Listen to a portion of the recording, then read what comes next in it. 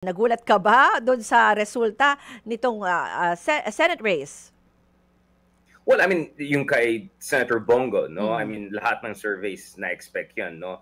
Bato de la Rosa, top 5 lahat ng surveys na-expect yan. Erwin Tulfo, top 5 na-expect yan. Obviously, ang mga nag-overperform dyan is Bam Aquino at number 2. Although, if in fairness, I think dun sa Publicus Asia, na-predict yan, Kiko doing very well at number 5. Mark Oleta, another overperformer.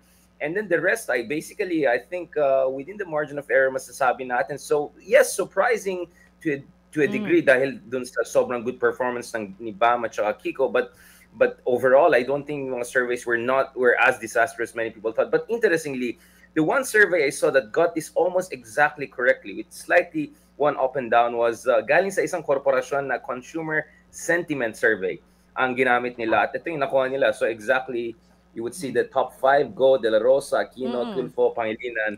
So it looks like, remember yung last time nag-usap tayo, pinag-usapan natin ng mga Gen Z, pinag-usapan Yeah, natin ng mga youth.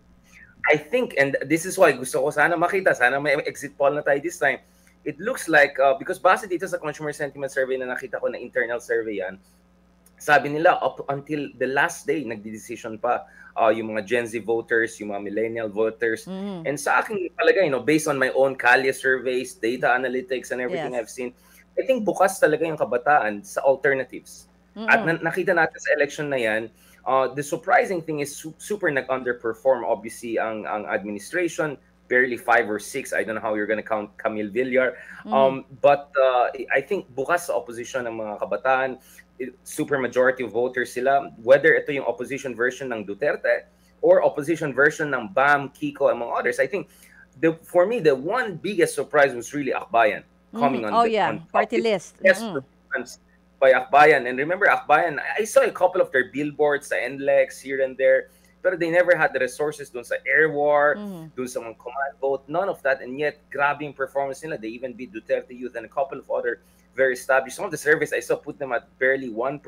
Now they're at 6, 7, 8%. So the Akbayan one was a big surprise. I would say pleasant surprise for a lot of people who didn't see the chance for the mga candidates na yan. So in the next Congress, you're going to have Chel Jokno, you're going to have Percy Sendanya who sponsored the first impeachment. But importantly, nakapasok din ng ML. De Lima, Mamayan yes. Liberal. Oo. So, what is the relevance of that? Because I won't be surprised. Chel Jokno and De Lima could be part of the prosecution team, maybe with Congressman Luis Tre, etc. If sakali mangyayari yung trial. The reason sinasabi ko if sakali mangyayari is because 5 Duterte aligned ang mukhang pumapasok ngayon sa susunod na Senado. And siguro up to 6 if not 8 dun sa mga kasalukuyan na incumbent senators ay alam natin na siguro mag-iisip sila bago banggay ng mga Duterte considering Bongo doing very well, considering overall popularity ng Duterte camp, the sympathy factor. So who knows, maybe even a trial will be very difficult at this point in time. So much will depend anong gagawin nila Risa, Kiko, yung mga ibang mga medyo elements na medyo anti-Duterte sa loob ng Senado. And of course, ano din ang gagawin ng Kongreso. So I think mahalaga na magkakaroon ng grand coalition. So I think if magkakaroon ng grand coalition ng admin and some of these progressive liberal candidates, then maybe something will happen. But if basically each one is to his own, baka trial nga, baka hindi mangyari. Ilang buwan na, forthwith pa Alam rin mo, tayo kanina sa lang, kanina lang, kausap din namin, in-interview din namin si Tito Sen. Kahit siya, di ba, syempre, administration siya, pero sabi niya, parang gusto niya daw ma-resolve muna dahil nag-impeachment trial siya before ni former Chief Justice Corona. Kung dapat daw ba, dahil nga moving into 20th Congress, dapat ba, i-file ulit, may mag-file ulit ng impeachment o dapat pwede bang i-move forward itong final ngayon. So, mismong siya, gusto niya may ganyan siyang question eh. So we were asking him, so anong plano mo? Gusto mo bang ituloy? Iko-questionin mo ba yan? Sabi niya, baka daw Supreme Court na lang. Pero ibig sabihin, mismong siya, nakaalyansa ng administrasyon, alanganin pa siya kung uurong or uusad itong impeachment complaint laban kay Vice President Sara Duterte. Well, unang-una mahalaga si former Senate President Soto, because remember, siya yung nagprotekta kay Trillanes, Senator Trillanes, nung time na hinahabol siya ng Duterte admin. Bakit yan mahalaga? Because there could be ICC warrant of arrest against Bato de la Rosa, who's like, number 3. So hindi lang issue ni Sara, impeachment, among other things. And the reason mini-mention natin is it's quite likely that maybe Senator Soto once again will become the Senate President base sa aking pag-uusap dun sa Nako. mga kinausap natin Oo. senators, consensus person, no offense to the current Senate President. But tama kayo, even yung mga alyansa members, marami sa kanila ay alanganin and marami sa kanila may ambisyon na tumakbo sa mas mataas na posisyon sa 2028 or beyond. So kung ganun kalakas yung performance ng Duterte camp, gusto mo ba silang banggain by going for an impeachment? Ang kailangan lang ng Duterte camp, 8 senators, tapos ng usapan. Eh baka nga, hindi na magkaroon ng trial kung basa ng iba is mawala rin ang mapupuntahan to. So, it's gonna be very interesting a few weeks because much will also depend kay President Marcos Jr. Sa akin palagay, yung underperformance ng admin had a lot to do with the fact na hindi nag-step up si President BBM. Whether ito yung response, kasi bugbog sarado siya from both sides, di ba? Ang atake ng mga liberal progressive is yung worst budget ever, yung issue ng PhilHealth, yung issue ng ayuda. I don't think very convincing yung response. And then, pagdating naman sa mga Duterte camp, of course, yung nangyari sa President Duterte sa ICC, I don't think very convincing din yung positioning ni President BBM. And hindi siya sinuportahan ng kanyang alyansa member. Ang alam ko, si Pacquiao lang sumasali parati sa sortie ni BBM. Marami dyan, nagsariling sikap sila. So dito talaga dapat natin makikita, is President Marcos Jr. gonna risk becoming complete lame duck? Or baka meron pa siyang tricks up his sleeves to pressure the Senate allies to come forward, and kung willing siya to build a coalition with the progressive wing, this is Kiko, Bam, and Risa and others, to push for at least a trial based dun sa ebidensya na of course na i-present ng Congress. So very interesting ito. This is a very fluid situation, but for me this was a big night for the Duterte camp. As much as I know happy yung mga pink supporters, progressive supporters, I think this was much more of a victory for the Duterte camp than anyone else, and that's going to shape itong issue ng ICC, Bato, warrant of arrest potentially, not to mention the 2028 race, which very much still it looks like Sara Duterte is going to be the strong candidate for that as we speak. Pero itong sinasabi mo, maganda yung sinasabi mo na grand coalition magre-reflect din kaya yan, aside from itong impeachment ni VP, magre-reflect din kaya yan dun sa legislative agenda, dun sa mga isusulong ng administrasyon, or even eventually yung drafting ng susunod na budget?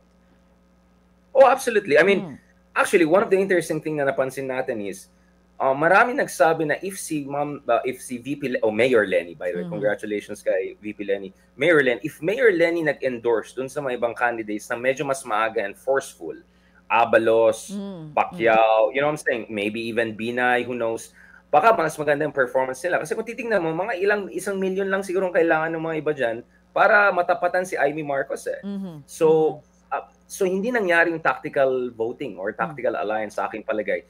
So mukhang hindi nakinig yung base as much as it should have dun sa basically sinasabi ni Ma'am Lenny, which is, yes, alam ko hindi nyo kandidato si Pacquiao or Abalos, pero alam natin pagdating sa mga mahalagang issue na malapit sa puso natin, eventually they're gonna err on the side of, the right side of history, no? Mukhang hindi nangyari yan. But now there's still that opportunity. Chel Jokno is in the Congress, Leila de Lima is in the Congress, Riza is in the Senate, Kiko is there, Bam is there. These are great coalition builders. So baka hindi siya formal, but informally, maybe on the Duterte issue, there's going to be some tactical coalition. But I'm sure on other issues, magsa-stand up din sila sa administration, whether it's PhilHealth issues, budget issues. So interesting, kasi nagiging kingmaker na ang progressive pink opposition. Akala ng lahat, wala na yan, tapos ng laban, 2022, nag-fizzle out. But now, nakikita natin ang Pink 2.0, basically, if I can put it that way. And as early as now, some are discussing Bam Aquino for president 2028, right? Bongo for president. And kanina, kasabayan natin si Senator Bongo dun sa show sa kabila. And, tinanong siya, obviously, sabi niya hindi. But, Senator Bongo, I won't blame him if he's thinking maybe siyang dapat maging standard bearer. So, another aspect na hindi natin pinag-usapan is this Bongo-Sara dynamics. Because if you're Bongo right now, you want to feel maybe you are the guy who can carry the torch. And kay Senator Bongo, sobrang disciplined siya, wala siyang FOPA, focus lang doon siya sa malasakit issue, etc. He's a very disciplined, very effective candidate. Kaya hindi lang sa Mindanao, pati sa NCR, head-to-head sila ni Bam Aquino And nakita ko rin sa lahat ng mga tao na kausap natin, data nakita natin, yung style ni Bongo ay very, very appealing. Under the current context. So let's see. And I think interesting, sabi ni Bongo, Senator Bongo, titignan ko yung ebidensya, something like that, if I'm not mistaken, which was an interesting line because you would expect na sasabihin nila that the whole thing is a political... na agad, oo. Pero... So that was interesting. interesting. But anyways, I don't want to read too much into it. Yeah. Pero ano rin, at the same time, hindi mo rin maikakaila na laban pa rin ang mga Duterte, 'di ba? Davao, of course, that's their turf. Pero tinitingnan namin halimbawa yung votes sa Mindanao parang talagang halos maraming areas doon ay talagang Duterte. Hindi yung iba nga, 'di ba, yung mga nasa dulo na kandidato ng Duterte, pero doon pumasok na straight na binoto ng maraming lugar sa Mindanao. Do you still see na malakas pa rin yung impluwensya talaga diyan?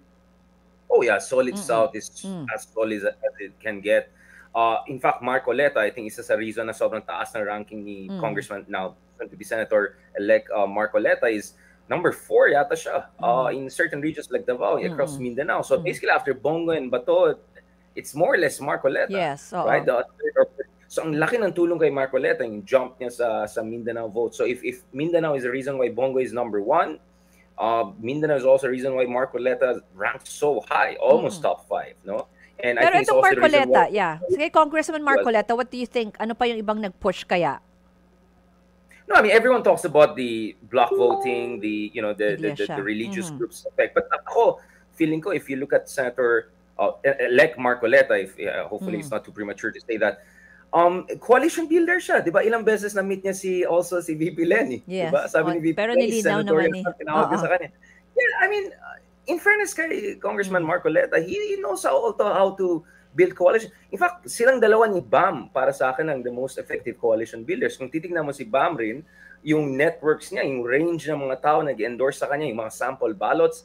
I saw sample ballots na straight PTP Lapan and then BAM. I saw sample ballot na mix ng alyansa, Kiko and then BAM.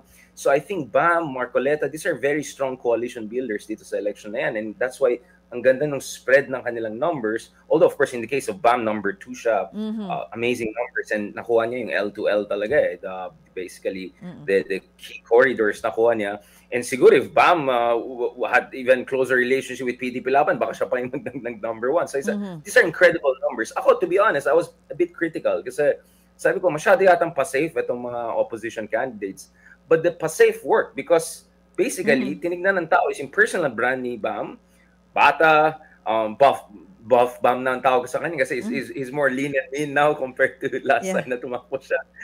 And edukasyon, youth, yung kay Kiko, kahit sabi nila corny yung food vlogs, apparently how should I put it, kumbaga natanggal yung mga negative associations sa mga liberal and all, so it's impressive. But having said that, I think yung issue in the coming years is anong version ng opposition. I'm talking about progressive liberal opposition, makikita natin, because technically speaking, this is under the leadership of Riza Ontiveros. So I think people see this picture of Riza with Kiko, Leila, Chel, pasok lahat. So you can say Riza Ontiveros is a very successful opposition leader, almost 100% success, at least on sa key candidates nila.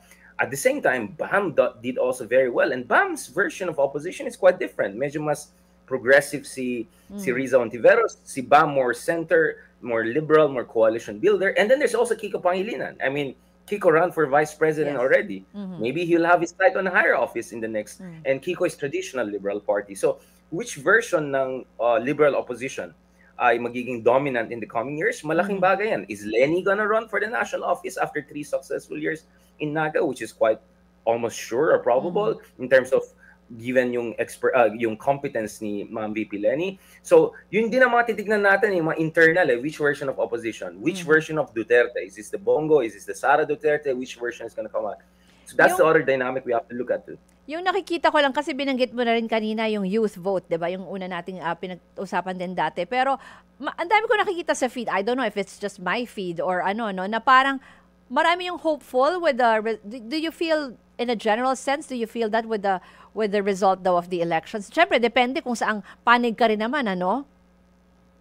Well, I mean, each camp can claim success, right? Like admin got 5 to 6, depending how we count it. Duterte camp got 4 to 5, and opposition did very well. So actually, every side can spin it because admin also like clean slate, panalong-panalo sila sa LGU level, sa Congress. Although some big cities went to opposition. Baguio, my hometown, Mayor Magalong, Manila, Isko Moreno, Cebu Governor. Cebu, yes. Wow. So, I don't know, each side can claim a victory. Ako, para sa akin, ang klaro sa akin is, and interesting yun, kasi bago ako nag-fly dito sa Europe, I did Cali survey and talking to some Gen Z, a lot of Gen Zs. And then napansin ko, bukas sila sa different versions ng opposition. Gusto nila ng pagbabago, pero maayos ng pagbabago, positive messaging na pagbabago. And pansin mo, konting nanalo yung mga celebrities. I think Aiden Mendoza got more votes than Willie. Lito Lapid. Yeah, and then Aiden Lapid is inside. Yeah, oo. Then Willie Revillame. I'm looking at Mendoza. Willie Revillame is 22, Mendoza is 21. Hindi nakapasok. Even sa local, Manzano, hindi nakapasok. Yeah, sa Manzano. Vice, we also have a couple of other celebrities. I don't want to name drop kasi kapatid natin sila. So it might come from. But you get what I'm saying? Like, and then the Tulfo. I think basically na splitting vote. I think Erwin would have done better if siya lang yung candidate. Nakita natin immediately once naging dalawa yung Tulfo, bumaba yung number ni Erwin. And perhaps gumana yung argument na sobra naman kung tatlong Tulfo, which basically means, in my opinion, at least itong base ko, Raffy Tulfo is still gonna be one of the big contenders for the next presidency because had Erwin topped this race, maybe Erwin could have made that argument to go for gold. But now I think Raffy Tulfo is still going to be considered as one of the forces. And to be honest, Raffy Tulfo is another great coalition builder. Tignan din natin, is Senator Raffy going to work with which side? Because he's an independent and very powerful voice, and he's number 1 or number 2 sa mga pre-election surveys for 2028. Siguro so, yun din ang mga tignan natin, You've been and by the way, this. Na finally sa Senado. Congratulations. It looks like Camille Villar will make it. Well, not the mom, but the mom didn't. Natalo din si Cynthia Villar. Finally, may millennial. Kasi kami millennial, wala kaming representation sa national. Medyo matanda na kami, wala pa rin kaming representation. So, I don't know, maybe I should be happy also na kahit pa paano may millennial na sa national office. Ito pa ulit mo na rin binabanggit kanina. Syempre, fast forward na tayo, 2028 elections. Anong nakikita mo with this kind of makeup in the Senate the next 3 years? Sabi mo, pag ganun, di ba, usually parang nagiging lame duck president ng anong nakikita mo na? Kasi nababanggit mo na 2028 elections. No, I mean, the reason why parati natin pinag-usapan ng 2028 right after 2022 is because of the unity phenomenon, right? Na basically presumed na heir apparent si Sara Duterte with 30 million votes plus, with 60% of the vote, and BBM kept on saying, unity, ikaw nang next, I'm your number 1 fan. So I think hindi premature because this was always about 2028. Everything that is happening in our politics is about sino bang susunod. Kasi kung babalik ang mga Duterte, then basically we're living in the Duterte era since 2015, 2016. Then, but if hindi makabalik ang mga Duterte, someone else wins, then you can say the Duterte phenomenon was more of an aberration than a long-term structural trend. So that's an interesting to watch. And 2028 is everything. The impeachment of Sara has something to do with 2028. The ICC issue has something to do with 2028. How the Tulfos will perform has something to do with 2028. Yung Grand Coalition na mention natin has something to do with 2028. Bongo becoming number 1 in the Senate. Bam becoming number 2. In the Senate, they're going to look at themselves and say, why not run for VP or presidency even 2020? So, I don't blame. And I think, wag natin kalimutan, pagdating sa sistema natin, midterm elections are more of a referendum than the president. And ultimately, the president has the power. But he has the power if he is willing to use the power and the risks that come with it. So, the other thing we have to discuss is legacy years ni BBM. Is BBM going to step up? I mean, one of the things I always say is, kay Digong, naalala ko almost every night, lalong mas malala yung eye bags natin. Di ba? 1 a.m. nag-istorya si Digong. That was amazing from a communication standpoint. I mean, he was a master rhetorician. I mean, of course, from my standpoint, medyo all over the place yung sinasabi. But in terms of popular touch, di ba? Ang galing, nakakatawa si Digong, gano'n, drama, gano'n. BBM, when was the last time we watched him spontaneous and all? Halos wala. So I think ang hanap ng tao, yung spontaneity, yung gano'n, and that's where Raffy Tulfo has his own populist touch. Lenny has her own touch. Bami is a very good communicator. So titingnan natin in the coming weeks and so. Paano mag-build ang profile ng mga tao na to as we look at who's going to be the 2028 contender. Yung diniscuss na natin, impeachment, diniscuss na natin yung possible opposition. Pero ano kaya yung iba pang issues na tingin mo nakadagdag din or nakatulong din dito sa mga kandidato? Halimbawa, some are saying na parang nagkaroon ba nagmatter ba yung stand nila on the West Philippine Sea, yung mga ganon. May nakita ka bang parang issues talaga na nakatulong din dito sa mga kandidato? Well, again, base sa aking, tinignan ko yung mga data, ito yung mga consumer sentiment, hindi yung mga survey na nakamali. And also yung mga personal conversation, mga kalye survey. Marami akong nakausap, especially sa NCR region and all. Uh, Basically, ayaw nila ng polarizing politics. At ilang sila, nahihirapan sila, ayaw nila itong away-away. Gusto talaga nila yung basics eh. Whether it's job, it's education, security, criminality, inflation. Yun ang mga concern talaga ng mga tao. Kaya kung ikaw si BBM, ang talagang challenge sa'yo is, A, anong i-offer mo sa mga tao? Yung 20 pesos kada kilo? Pilot project lang ba sa Visayas yan or all over the country? Because I heard from some people sa NCR, bakit doon lang? But hindi dito, di ba? So yun, Parang he has to nag-start work on na ata that. sila ngayon dito sa Metro Manila. Infrastructure projects, subway ng medyo baka hindi tutuloy because of away nung Cayetano Binay, pero ngayon with Nancy, I think Nancy won. I think now maybe hopefully this. So ang taas ng pressure kay BBM to deliver, but the third thing is BBM gonna put the pressure dun sa kanyang mga aliados sa Senate to to basically reciprocate kasi marami sa kanila wouldn't have made it or would have had a hard time if not dun sa resources ng admin and support ni BBM sa kanila. So let's see if BBM steps up to the plate. And I always say, don't underestimate the Dutertes. Nakikita natin all around the world, mga populists ay malakas, pwede sila bumalik like Trump. Sinabi ko yan since November. But sometimes you shouldn't maybe also underestimate BBM. I mean, last time he got underestimated, nag-end up sa ICC yung isa, di ba? So maybe now BBM looks like a lion or like a tiger, diba? Na licking his wound. But next thing you know, maybe he still has things up his sleeves. At the end of the day, siya pa rin ang head of state. At the end of the day, hawak yung DOJ, different mga relevant agencies sa kanya. So kung may kaso talaga yung mga ibang kandidato, whether it's Bato, whether it's Sara, etc., meron pa rin levers of influence si BBM. But is he willing to do that and take the risk again or not? So I think much will also depend on BBM. I think BBM will still be the decisive factor. Is he gonna step up or is just gonna slide into itong basically lame duck mode for the rest of his term? Okay. Maraming salamat sa iyong insights at exciting times, no? Talagang tututukan natin itong mga mauupong bagong opisyal. Maraming salamat kay Richard A. Darien.